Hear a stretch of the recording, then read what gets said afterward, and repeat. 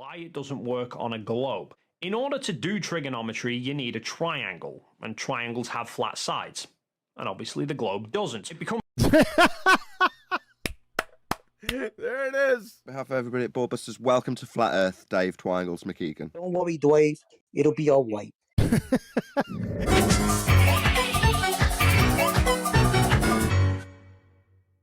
Tell me if you don't hear it or don't see it, Nathan.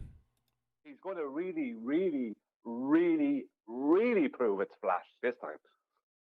And the table being flat gives us a perfectly straight baseline.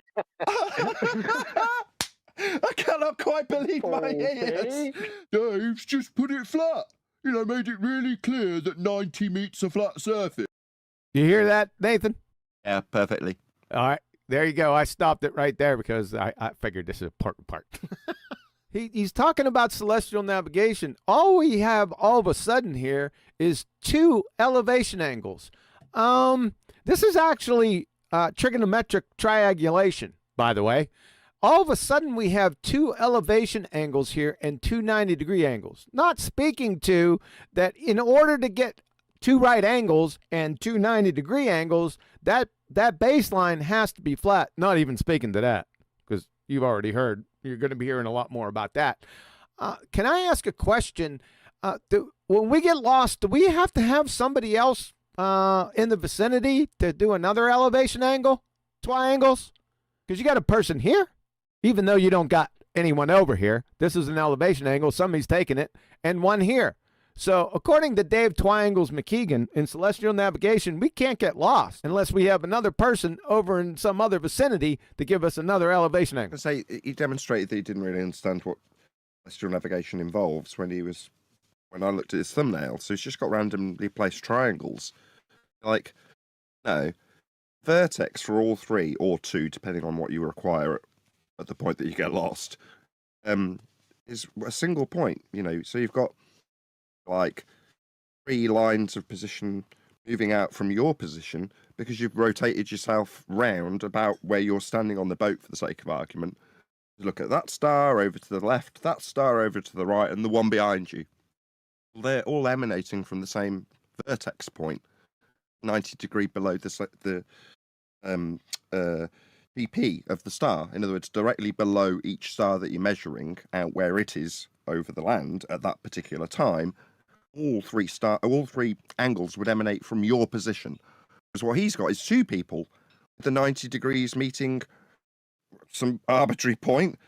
Okay, well, this might be the case that if you had 2 boats both coincidentally using the same navigation star, but it's so just shows a lack of understanding when it comes to the celestial navigation itself. Yeah, well, what I was going to say is that what he was doing there is he was greasing the skids for later on when he was going to try and put a cord through a circle, that circle being his globe, and then try and use 2 different angles to a celestial body to find the distance to it. He was trying to say that we need to have that distance to do elevation angles, specifically celestial navigation elevation angles. But then he was showing how, without showing how they need that distance on his globe, he was trying to show how they can get a distance on the globe. I don't know, like something, even though celestial navigation don't have anything to do with distance. Now, he knows that they don't. He knows they don't claim that. Like, this is a straw man that he was well aware of as a straw man. So what he was doing here with the 2 different people, with different angles to the same celestial body, I think he was also besides using that later for his model, he was also pointing out how 2 people could get us a height to a celestial body on a flat plane if they took the angles from a different location, completely ignoring what angles are. They're especially within celestial navigation, they are just a perspective measurement above the horizon. So consequently, like when that celestial body moves or one of the observers move, then the angles are going to change and your calculations will give you a completely different height. So you're just trying all kinds of things, all kinds of stupid stuff at the same time, simultaneously. You've just clarified this, but that's what I was going to ask. Did you say he specifically said you known distances to the GP? Like, that was in his comment as well. I thought it was a mistype, which is why I didn't labour it, but he's doubled down on that too. Okay. No. The whole point in getting the angle, so you can minus it from 90 and times it by 60 to get the distance to the GP. trying to acquire the distance, so you know how far it's going to be from your position when you draw a circle from the point below the star at a given time. If you're saying, well, it's a known distance in celestial navigation, well, number one, that negates the whole point of the process. If you're saying you know the distance, you're saying you always know the distance to a point that's above the land and moving continually. It highlights a lack of understanding of celestial navigation, because to even infer that you know the distance to the GP means you know the distance to a point that's moving continually. It's utterly absurd and just shows how stupid he is. Yeah, you wouldn't need celestial navigation. There'd be no point to have sextant on board. It's pretty silly. So we're going to continue. Tell me to stop. This. Right, Dave? So why it doesn't work on a globe. In order to do trigonometry, you need a triangle, and triangles have flat sides. And obviously the globe doesn't. It becomes... There it is. That's it. Thanks. Wow. Doesn't even realize it. Just keeps going on. That dog is smarter than he is. I can't believe it. I really can't. becomes even simpler if you're already dealing with a right angle straight out of the gate. How would you be dealing with a right angle straight out the gate? What gate? Because you'll have already proven a flat Earth at that point. I don't seem to see any assertion of height on here. Where does it show you the height? Oh, it doesn't.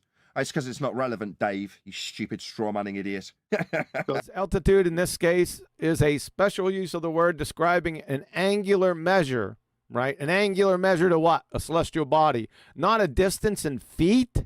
No, just not a distance above sea level, Smithsonian. And unless they're thinking that some celestial bodies could be measured in feet above sea level. That's what I was just thinking. What, do they know something we don't?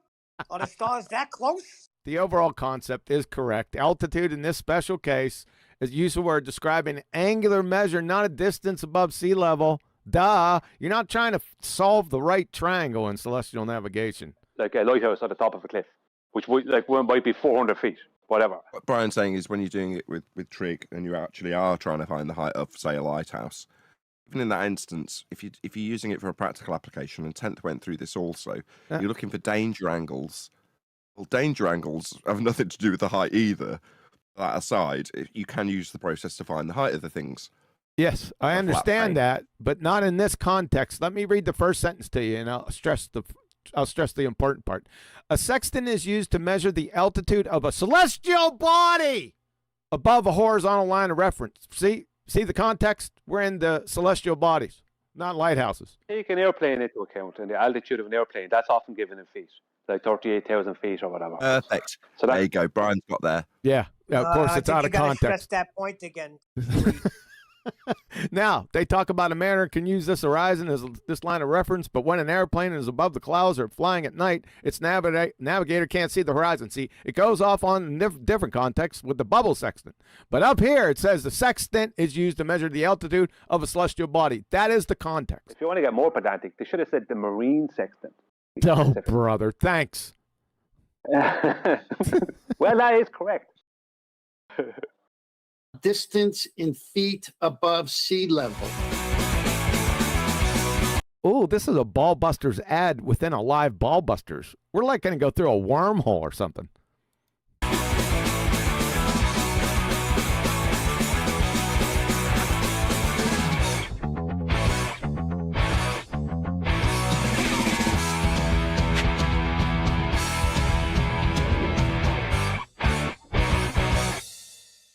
He's going to try and strawman us with this. You need a hoist, something that celestial navigation never ever use or claim to the celestial body.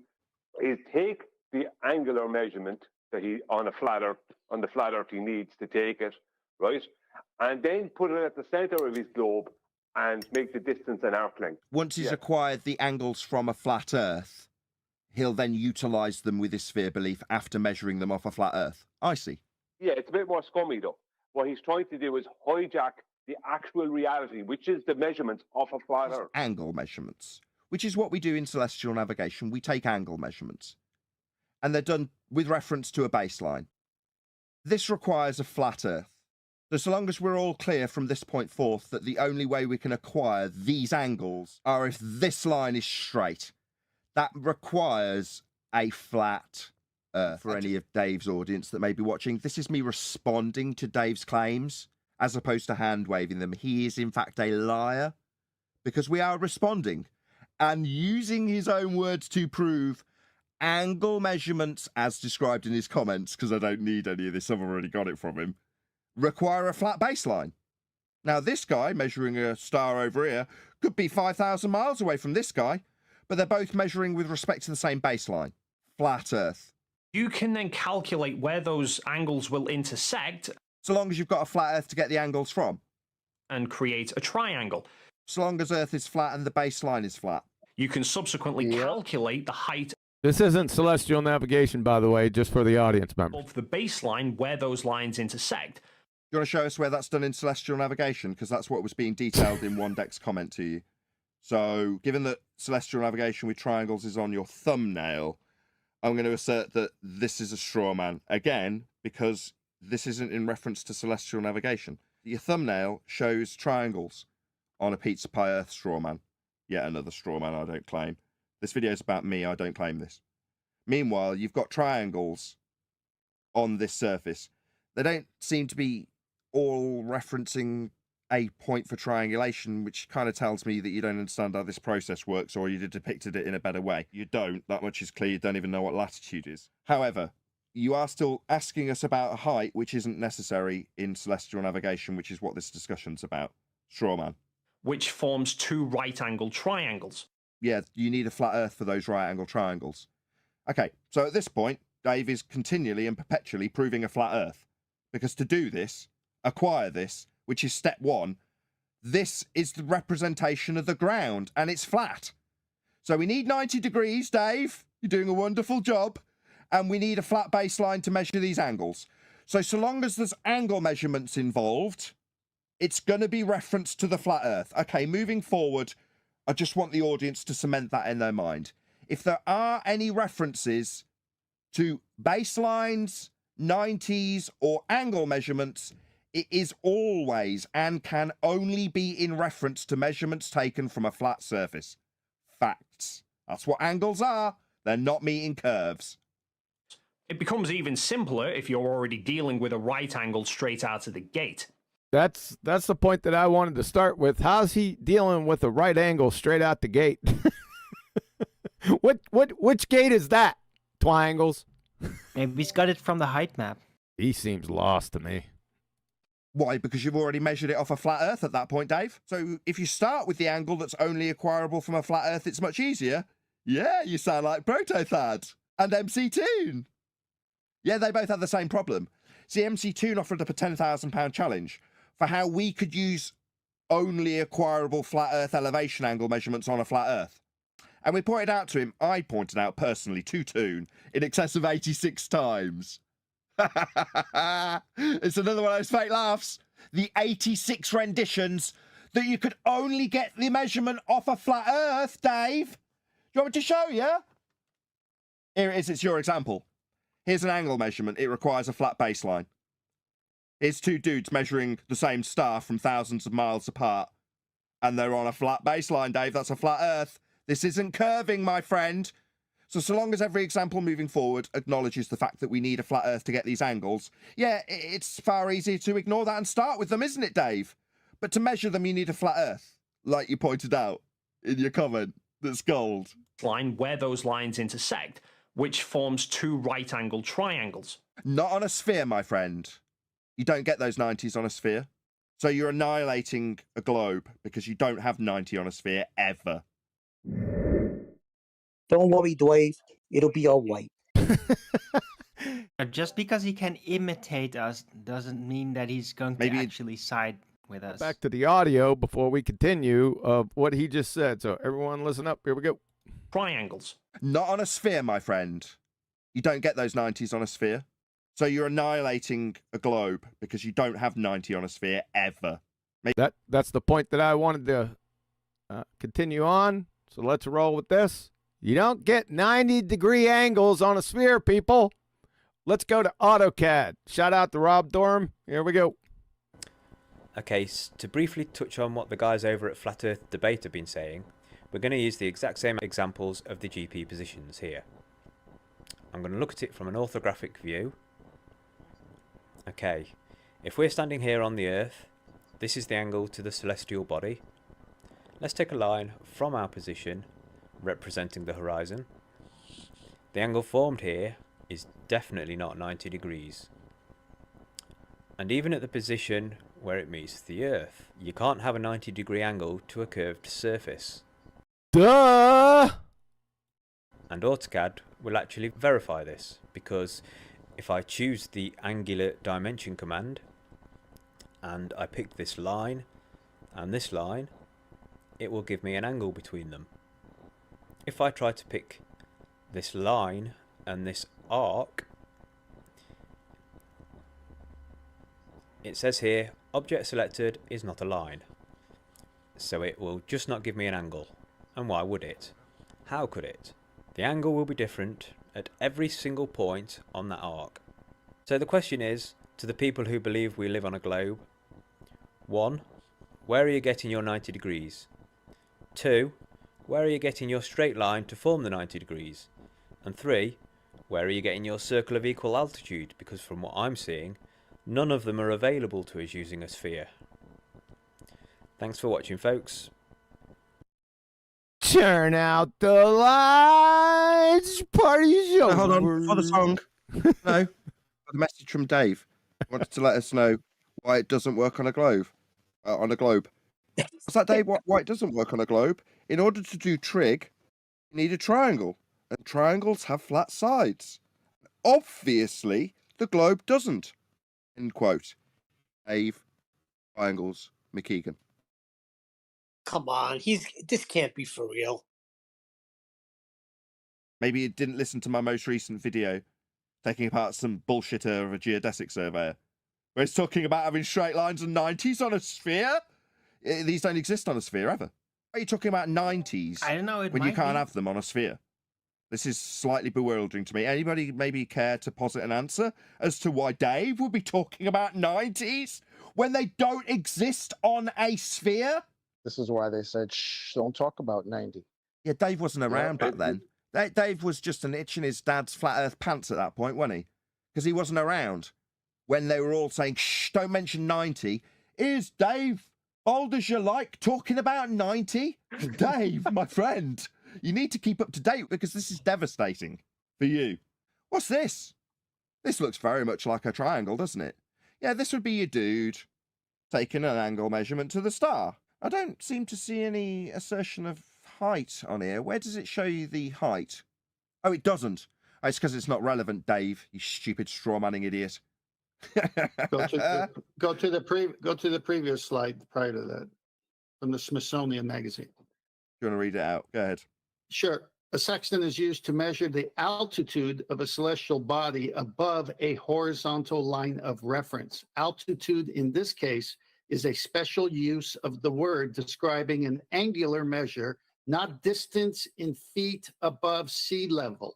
Do you understand that, Dave? No, you don't. You're Dunning-Kruger. Yeah, did a little bit of research and started telling us about 90 and flat baselines. Meanwhile, this is a measurement that you can take, and it requires 90. Do you remember you telling us about 90, Dave? Yeah, devastating, mate, because you can't have that on a sphere. Now, in this depiction, they seem to have this curve to imply that the surface of the ground is curving. Yeah, that wouldn't give you this. See how it's labelled 90? That means this is flat. Like you described, Dave, remember, with the flat baseline? That's an actual measurement that you take in reference to the ground that you're standing on. Being flat gives us a perfectly straight baseline. Ground position, GP? Yeah, son. Yeah, it's in reference to the ground. Because you're describing 90 degrees too, aren't you? It's just you haven't tried to beat around the bush and make it look like we've got a curved surface. You're just balls out saying it's flat, aren't you, Dave? Being flat gives us a perfectly straight baseline. Yeah, no attempt to make this look like it's the curved Earth. When you measure angles, it needs to be flat, doesn't it, Dave? To get this 90. Yeah, shocking. That's our argument, you know, Dave. If you weren't so stupid, you'd have realised that before you started reiterating this. Because this will also get trimmed out, Dave. It's very useful for our argument, these 90s. Yeah? Because they're on the surface of Earth. And you can't have them on a curve. that's an official diagram where they try to curve the baseline slightly, right, because of cognitive dissonance or whatever, right? But they can't be because it's using 90s. But when Dave tries to put a line through a sphere, then he'll be working outside of what this diagram, which is an official diagram, is claiming. They need to infer that there's some sort of curve to the ground. That's why you end up with a diagram like this. They know that, oh, this is a bit awkward, isn't it? The ground's supposed to be curving and that. And we're talking about the ground position of the star with 90 at the ground position. At 90, meaning that it's flat. Yeah, so we'll obviously, we'll try and kind of allude to the surface being curved. You see that? Yeah, we'll make it look kind of like it's curving. We'll put a 90 on it, and we won't put it with a box. We'll put it with a curve, but it's still 90. There's actually two 90s. One at the GP, one at the observer. You've got a square, basically, to the ground position. Now, like I say, these people aren't amateur Dunning-Kruger idiots, and they're trying to allude to there being a curved surface. There isn't. There wouldn't be 90 if it was.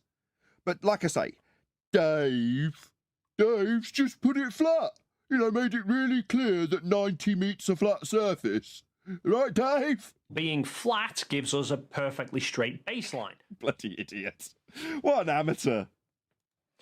It becomes even simpler if you're already dealing with a right angle straight out of the gate. Because you'll have already proven a flat Earth at that point. And we can use this to measure the size or the distance of things. So you're saying if you've got a flat baseline and 90 degree along the surface from your position to the GP of a star, you can measure distances, to the GP? Yeah, you can, with the angle, not with the height, though. I mean, you just don't understand any of this stuff. You're stupid. For example, let's say I want to know how tall this bottle is with... Why? We're talking about celestial navigation. I mean, you seem to be all smarty pants when you were referring to one deck about celestial navigation specifically. Oh, yeah, with baselines and 90s and stuff. Being flat gives us a perfectly straight baseline. Yeah, like in this diagram. But now we're not going to be talking about stars. We're going to be talking about measuring physical items. Now, that's not what we do with celestial navigation, though, is it? He's drawing lines, calling them elevation angles, and they're meeting a curve. I can see it on screen. I mean, I couldn't, but I can now. There is no chord through this, Brian. That's a curve. That's a straight line. He had a diagram where he put a chord through it. He did, but he hasn't on this because he's stupid. So he's described, and I'll rewind it and play it again, elevation angle measurements. Then he's shown this.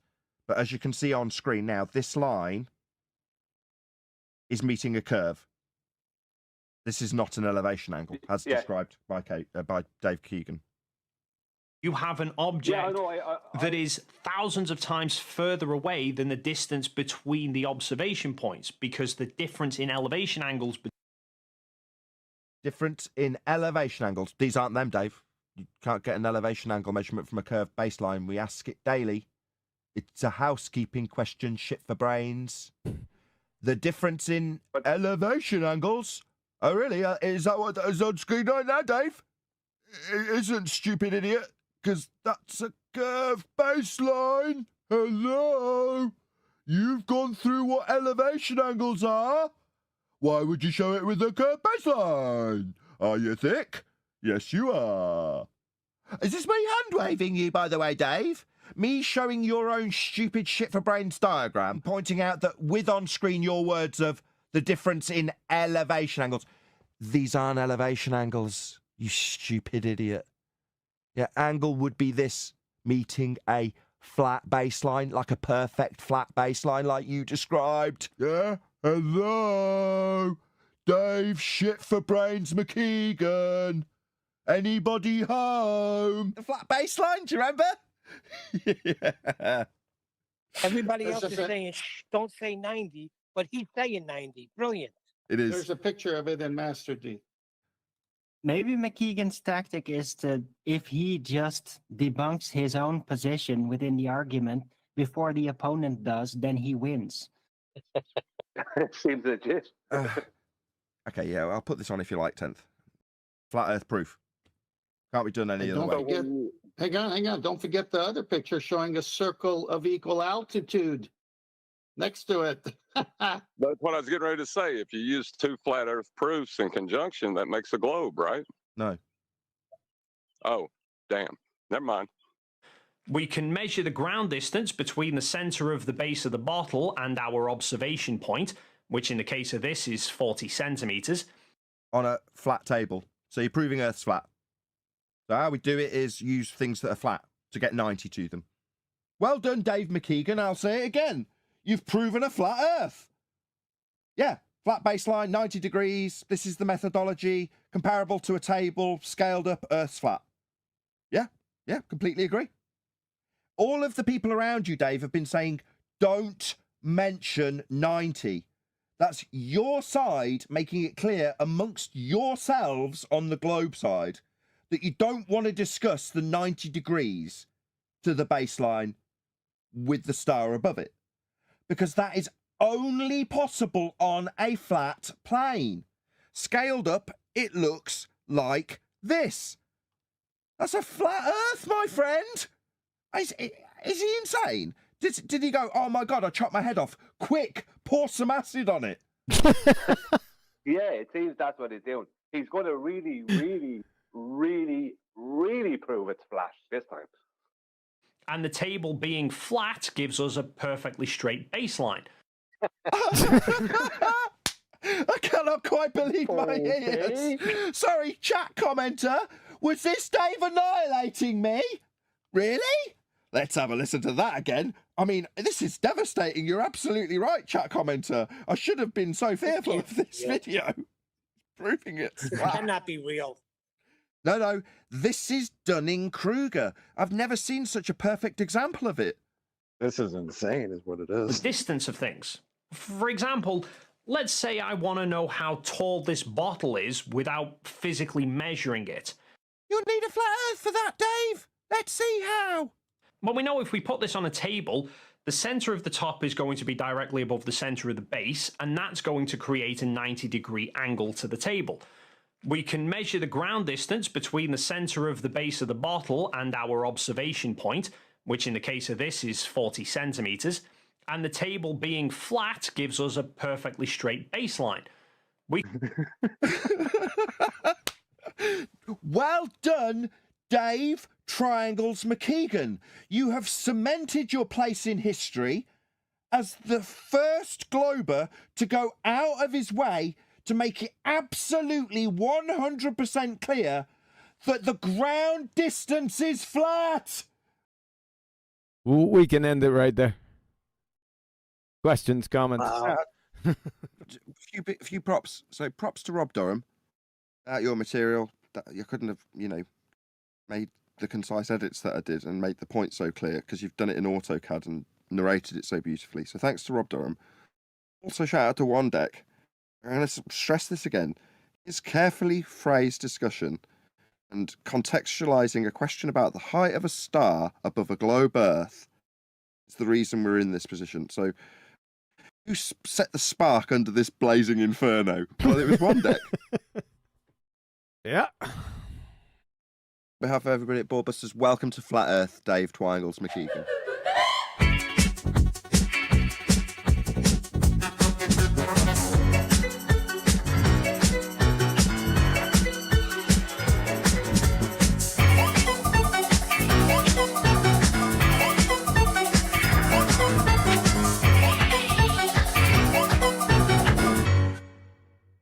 Why it doesn't work on a globe. In order to do trigonometry, you need a triangle, and triangles have flat sides.